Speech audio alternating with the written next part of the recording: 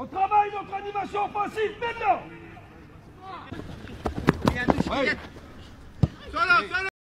Comment Christophe Galtier a complètement transformé l'équipe du PSG?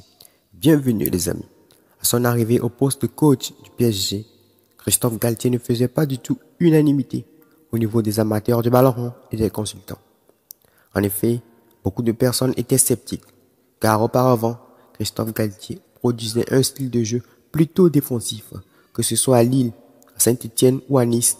Il prenait pour un style de jeu 4-4-2, ou plutôt un 4-4-2 plat, qui lui donnait une très bonne assise défensive et un double rideau pour protéger les buts.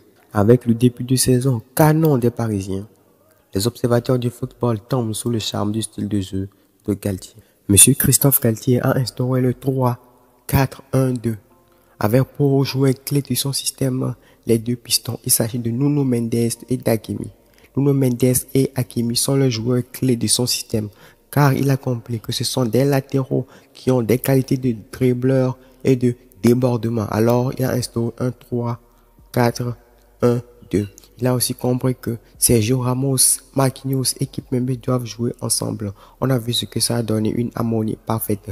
Maintenant, pour relancer le ballon, il y a un milieu qui descend d'un cran pour venir construire avec les défenseurs, ainsi instaurer la construction du jeu du PSG. Le PSG ne fait plus de dégagement comme sous l'ère Pochettino. Non, maintenant le PSG part de derrière. On peut le voir sur l'image. Verratti vient s'intercaler entre les centraux pour aider dans la construction. Une fois que le ballon a été sorti proprement, c'est là tout le travail commence. Ça vient automatiquement dans les pieds de Vitinha. Et maintenant, Vitinha a le choix entre lancer un piston, soit Nuno Mendes, soit Hakimi, soit passer le ballon à Neymar ou à Messi, qui sont d'excellents orientateurs de jeu, qui sont d'excellents meneurs de jeu.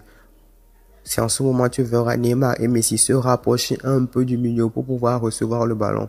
Et en ce même moment que Neymar et Messi essaient de se rapprocher des milieux de terrain, Mbappé prend la profondeur. Nuno Mendes ou Hakimi aussi essaient d'élargir le jeu au maximum, essaye d'étirer la défense au maximum. Voilà pourquoi le jeu du PSG est si dangereux. Le danger vient de partout. Le danger ne vient pas d'un seul homme, le danger vient de partout. La dangerosité des pistons ainsi que la dangerosité des milieux et des attaquants. Tout le monde est dangereux et tout le monde peut marquer. Il y a une multitude de possibilités pour un milieu quand il tient le ballon. Soit il passe par les pistons, soit il passe par les deux meneurs qui sont devant lui, soit il retourne en arrière. C'est ainsi que le PSG arrive à déstabiliser ses adversaires. Ainsi, durant une phase offensive, le PSG aura plusieurs joueurs dans le camp de l'adversaire, car il y aura 3 attaquants accompagnés des 2 pistons qui vont apporter le surnombre et des milieux de terrain. C'est ainsi que le PSG arrive à étouffer l'adversaire et à marquer plein de buts. Maintenant, on va parler de l'animation défensive. Un 3-4-1-2. L'animation défensive devient un 5-4-1. Les 2 pistons descendent d'un cran et retrouvent leur poste traditionnel, ce qui donne une ligne défensive de 5. Maintenant, au niveau des milieux, les 2 milieux se replient et 2 attaquants doivent revenir faire l'effort défensif, ce qui permet d'avoir 2 rideaux. Un 5 défenseurs, 4 milieux de terrain et un seul homme en pointe. On revient à la position de départ. Un 3-4-1-2.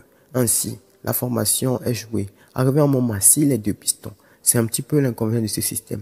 Si les 2 pistons sont un peu trop hauts et il y a eu contre-attaque, qu'est-ce qui va se passer?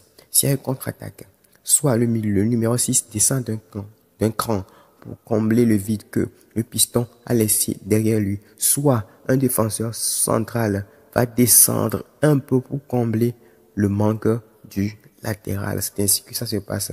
Le PSG fait ça excellemment bien. Si Nuno Mendes est en retard, Marquinhos compense. Si Hakimi est en retard, Kimpembe compense aussi. C'est ce qui se passe bien pour l'instant. Ça reste à confirmer contre les gros d'Europe. On pense que ça peut marcher car ce système de jeu est un système de jeu très efficace aussi défensivement que offensivement. Il y a encore 2 choses à dire et à rappeler. Il s'agit des joueurs Neymar et Messi. Neymar de base, certains se disent que Neymar est un ailier, mais Christophe Galtier a replacé Neymar dans l'axe. Il a replacé Neymar un peu plus proche de Messi. Messi n'est plus mis sur le côté droit comme ça, comme Pochettino le faisait, non. Maintenant, Messi est replacé dans l'axe.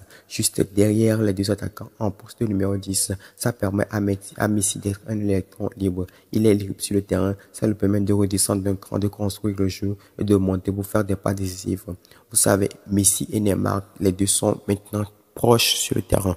Et quand ces deux joueurs sont proches sur le terrain, ne de pas le même football, ça ne fera que briller et ça marche à fond. Et quand ces deux joueurs sont dans l'entrejeu en train de s'échanger des passes, Kylian Mbappé prend tout le temps la profondeur, ce qui cause énormément de problèmes aux défenses de Ligue 1. Voilà comment Christophe Galtier a complètement changé le jeu du PSG en 5 points. Premier point, il a compris que Kimpembe, Ramos et Marquinhos devraient jouer ensemble. En deuxième position, il a compris que Hakimi et Nuno Mendes sont des mobilettes, alors ils doivent jouer comme des pistons. Ils sont plus à l'aise là-bas. Ils ont aussi des qualités de buteur. En troisième position, il a vu que Neymar n'avait plus ses jambes de 22 ans. Alors il a replacé Neymar dans l'axe un peu plus proche de Messi. Justement, on parle de Messi. Messi n'est plus à l'aise sur le côté droit comme on l'avait vu en 2011 ou en 2012. Ainsi, Galtier a replacé Lionel Messi en poste de numéro 10, ce qui lui permet d'avoir beaucoup de liberté. Et enfin, Kylian Mbappé. Kylian Mbappé qui a aussi beaucoup de liberté sur le terrain, car peu importe ses déplacements, il y aura toujours quelqu'un autour pour lui passer des ballons en profondeur. Et enfin, la doublette du milieu, Verratti, Vitinha, qui sont très complémentaires. Voilà, on est à la fin de la vidéo. Si vous avez apprécié ce concept ou le contenu, n'hésitez pas à lâcher le pouce bleu. Abonnez-vous si vous n'êtes pas encore abonné.